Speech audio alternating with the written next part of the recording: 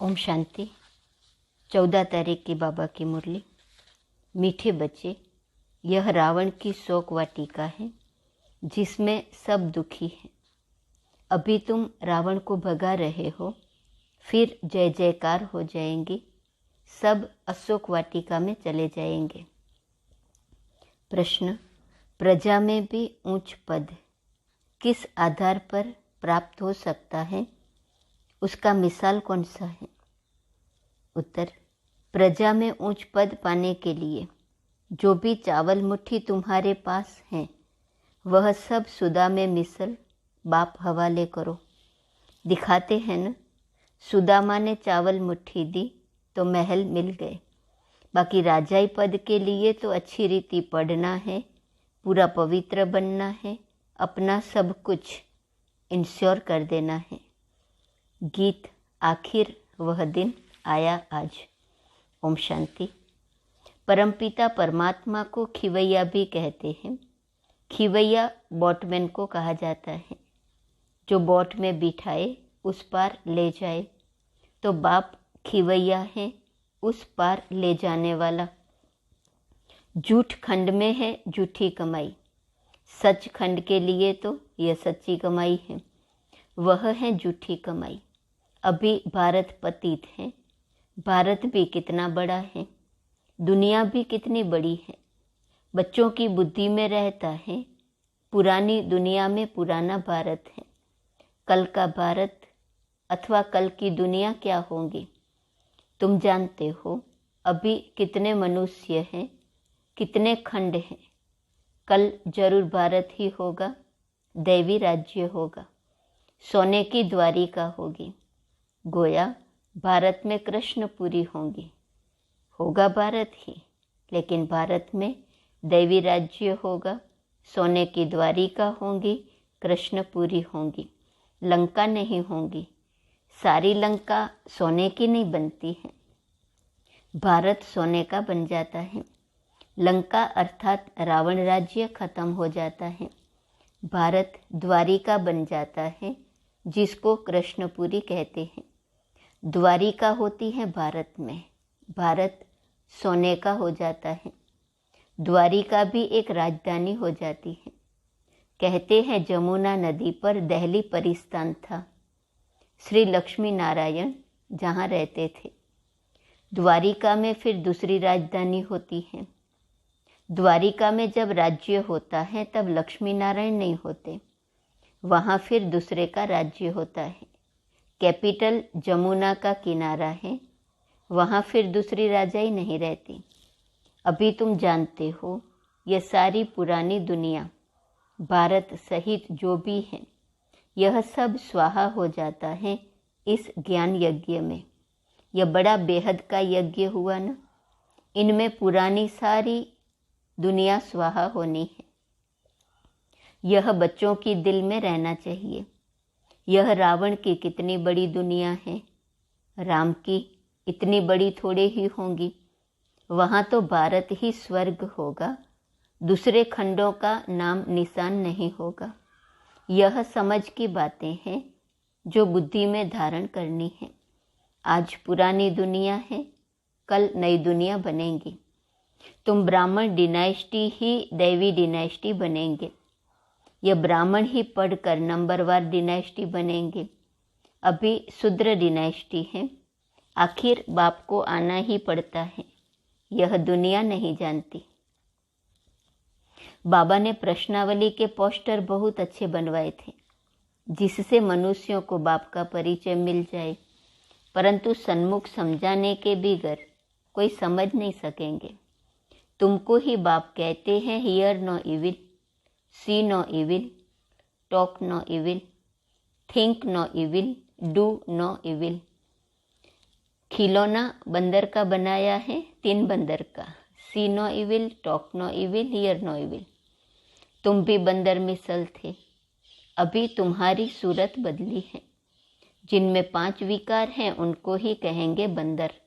जैसे नारद की सूरत दिखाई है, उसने कहा कि हम लक्ष्मी को वरें, तो कहा कि आईने में अपना मुंह तो देखो। यह तो एक कथा बना दी है बातें सारी यहाँ की हैं। कोई पूछते हैं हम लक्ष्मी को वर सकते हैं? बाबा कहते हैं हाँ, पहले बंदरपना तो छोड़ो, तो क्यों नहीं वर सकते हो?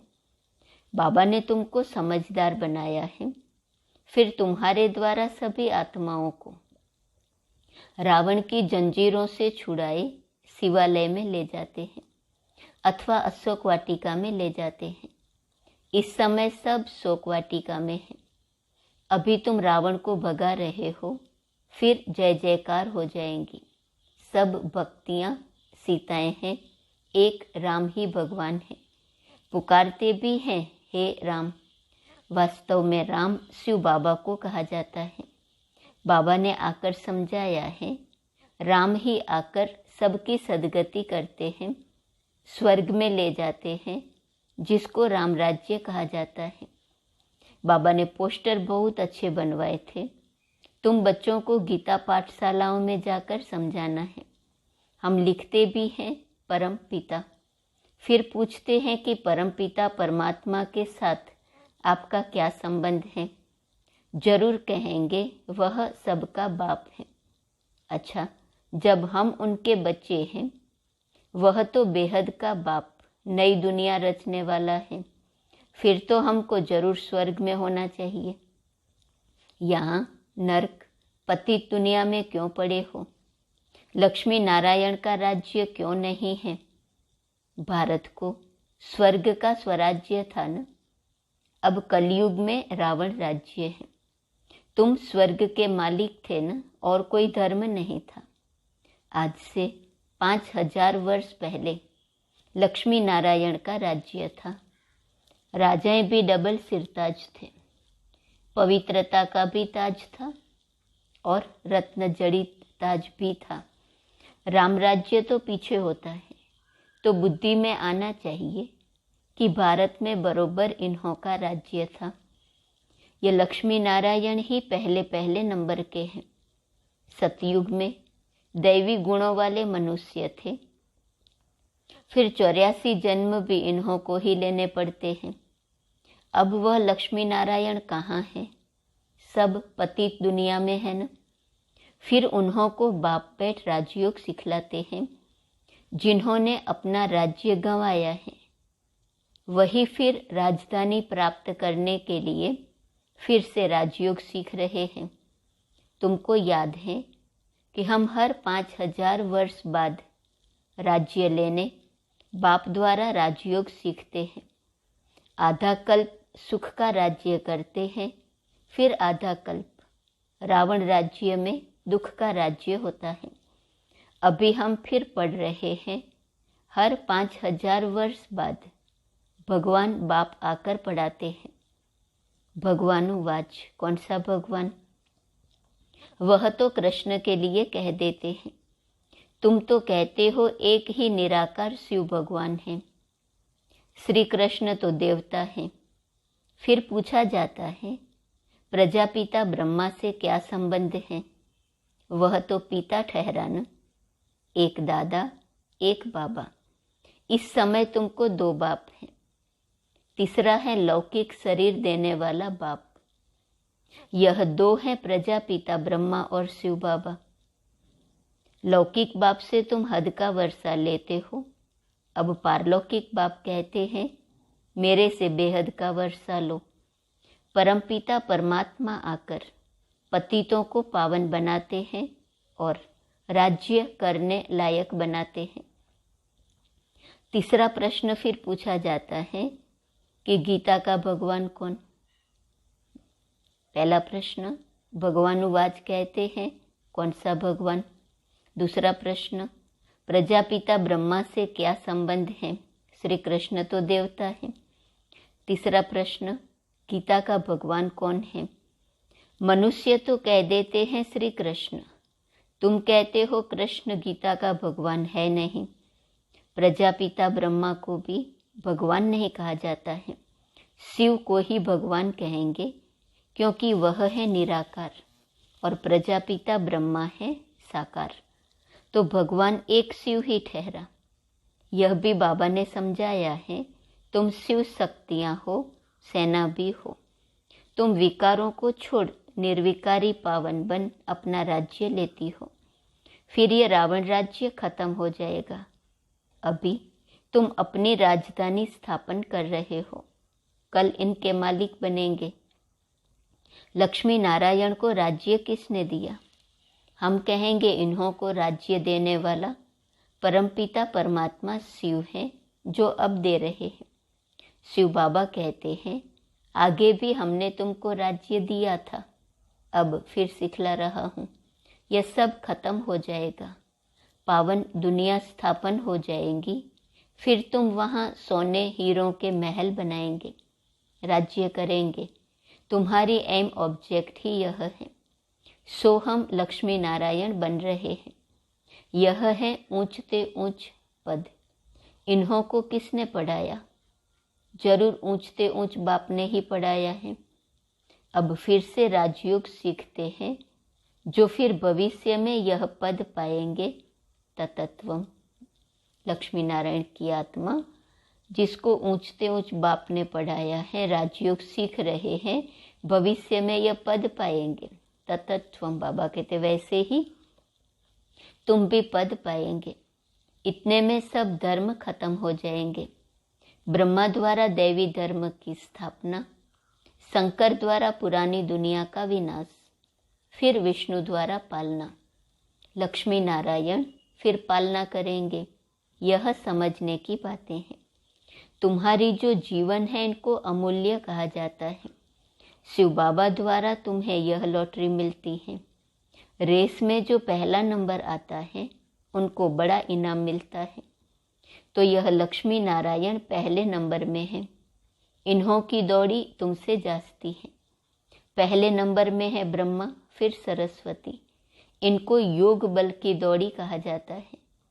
बाबा ने समझाया है, सतयुग में पहले लक्ष्मी फिर नारायण कहेंगे। यहाँ तो सरस्वती ब्रह्मा की बेटी है, इसलिए सरस्वती ब्रह्मा नहीं कहेंगे। पहले ब्रह्मा, फिर उनकी बेटी सरस्वती। जगत पिता और जगत माता कहेंगे। यह स्त्री पुरुष तो हो न सके। यह फिर जब सतयुग में जाएंगे तब नाम बदल जाएगा। पहले लक्ष्मी फिर नारायण। यहाँ पहले ब्रह्मा फिर सरस्वती है, क्योंकि बेटी है न। अभी तुम जानते हो हम मनुष्य से देवता बनते हैं। जितना जास्ती पुरुषार्थ करेंगे, उतना ऊंच पद मिलेगा। तुम जैसे बेगर टू प्रिंस बन रहे हो। अच्छी रीति पढ़ाई पढ़ेंगे तो राजा बनेंगे। अच्छी रीति नहीं पढ़ेंगे, पवित्र नहीं रहेंगे, तो राजाई भी नहीं पाएंगे। शिव बाबा तो राजाई का वर्षा देते हैं। अगर कोई राजाई नहीं लेते हैं, पवित्र नहीं बनते हैं, तो प्रजा में चले जाते हैं। अच्छा, फिर प्रजा में भी नंबरवार हैं। कोई पूछते हैं प्रजा में हम ऊंच पद कैसे पाएं? फिर मिसाल समझाया जाता है सुदामा का। चावल मुट्ठी दी तो महल मिल गए। यहाँ जो चावल मुट्ठी देते हैं तो 21 जन्म के लिए महल मिल जाते हैं। यह है इंश्योरेंस। हर एक अपने को इंश्योर करते हैं भगवान के पास। ईश्वर अर्थ गरीबों को देते हैं। कोई अन्न देते, कोई धन देते हैं, कोई फिर मकान बनाकर देते हैं। धर्माऊ जरूर कुछ न कुछ निकालते रहते हैं, क्योंकि पाप बहुत करते हैं। इसलिए दान पुण्य करते हैं तो गोया इंश्योर किया न। दान पुण्य अनुसार दूसरे जन्म में अच्छे घर में जन्म मिलता है। समझो किसने हॉस्पिटल बनाई होंगी तो दूसरे जन्म में रोगी कम होगा। कोई ने यूनिवर्सिटी बनाई होंगी तो दूसरे जन्म में उनका फल मिलेगा, पड़ेगा बहुत अच्छा। वह हुआ इनडायरेक्ट दान पुण्य करना। अभी तो बाप डायरेक्ट कहते हैं कि जितना इंश्योर करेंगे 21 जन्मों के लिए, तुमको भविष्य में मिलेगा। फिर जितना करो, बाप तो दाता है। शिव बाबा तुम्हारा क्या करेगा? वह तो कहते हैं सब कुछ बच्चों के लिए ही है। मनुष्य दान गरीबों को करते हैं तो ईश्वर द्वारा उनको फल मिलता है। यहाँ भी शिव बाबा कहते हैं तुम मुट्ठी देते हो तो नई दुनिया में तुम्हें 21 जन्मों के लिए फल मिलेगा। चाहे सूर्यवंशी राजाई, चाहे चंद्रवंशी राजाई लो, चाहे साहूकार प्रजा बनो, चाहे गरीब प्रजा बनो, श्रीमत तुमको मिलती रहती है जिससे तुम श्रेष्ठ राजा रानी बनेंगे या तो प्रजा। सो तो साक्षी होकर देखते रहते हो। बाप कहते हैं तुमको जो चाहे सो लो, किस पुरुषार्थ से क्या पद मिलेगा बाबा ने समझानी दे दी है। अब तुमको जो चाहे सो लो। इनको इंश्योर मैग्नेट कहा जाता है। यह है गुप्त। अभी तुम जानते हो बाबा सन्मुख आया हुआ है, हमको 21 जन्मों का वर्षा देते हैं। जितना इंश्योर करेंगे, बाबा कहते हैं हमारा बनेंगे तो तुम्हारा हक है राजाई लेना। बाप का कैसे बनते हैं? कहते हैं बाबा हमारे पास यह है। बाप कहते हैं तुम तो कहते हो ना यह सब ईश्वर ने दिया है। बस ऐसा नहीं समझो यह मेरा है। अपना ममत्व नहीं रखो। ममत्व रखेंगे तो राजाई नहीं मिलेंगी। गृहस्थ व्यवहार में रहते श्रीमत पर चलो तो ममत्व नहीं रहेगा। तुम्हारी तो गारंटी थी ना बाबा, आप आएंगे तो हम आपके बन जाएंगे। मेरे तो एक आप ही हो। अब बाप के पास जाते हैं, बाबा फिर स्वर्ग में भेज देते हैं। बाबा रोज रोज सुनाते रहते, सुनाते सुनाते कितने वर्ष हो गए। अब बाकी थोड़ा समय है। यह बाबा का लॉन्ग बूट है ना। बाबा ने पुरानी जुत्ती में प्रवेश किया है। कहते हैं बच्चों को सृष्टि के आदि मध्य अंत का समाचार सुनाता हूँ। मैं नॉलेजफुल, ब्लिसफुल, लिबरेटर हूँ, सुख करता दुख हरता हूँ। जितना तुम बाप को याद करते जाएंगे तो पाप कटते जाएंगे। अच्छा, मीठे मीठे सिकीलते बच्चों प्रति माता पिता बाप दादा का याद प्यार और गुड मॉर्निंग। रूहानी बाप की रूहानी बच्चों को नमस्ते। रूहानी बच्चों की रूहानी बाप को नमस्ते नमस्ते नमस्ते। धारणा के लिए मुख्य सार। पहली पॉइंट, राजाई पद लेने के लिए पूरा श्रीमत पर चलना है। किसी भी चीज में ममत्व नहीं रखना है। मेरा तो एक बाप, दूसरा न कोई, यही पाठ पक्का करना है। दूसरी point, hear no evil, see no evil, talk no evil. बाप के इस डायरेक्शन पर चल मंदिर लायक बनना है। वरदान, कंट्रोलिंग पावर द्वारा स्व को कंट्रोल कर। फुल स्टॉप लगाने वाले सदा समर्थ आत्मा भव। बिंदु स्वरूप बाप और बिंदु स्वरूप आत्मा दोनों की स्मृति फुल स्टॉप अर्थात बिंदु लगाने में समर्थ बना देती है। समर्थ आत्मा के पास स्व के ऊपर कंट्रोल करने की कंट्रोलिंग पावर होती है। वह दूसरों को कंट्रोल नहीं करते, लेकिन स्व पर कंट्रोल रख परिवर्तन शक्ति को कार्य में लगाते हैं। उनमें रॉन्ग को राइट करने की शक्ति होती है। वह कभी ऐसे नहीं कहते कि क्या मुझे ही मरना है, मुझे ही सहन करना है। समर्थ आत्मा यही समझती कि यह मरना नहीं, लेकिन स्वर्ग में स्वराज्य लेना है, तो खुद को कंट्रोल करना है। स्लोगन, बाप को प्रत्यक्ष करने के निमित्त वही बन सकते जिनके हर संकल्प में दृढ़ता की विशेषता है। दृढ़ता है तो बाबा को प्रत्यक्ष करने के निमित्त बन सकते हैं। ओम शांति। आज का स्वमान है, मैं माया जीत हूँ। ओम शांति।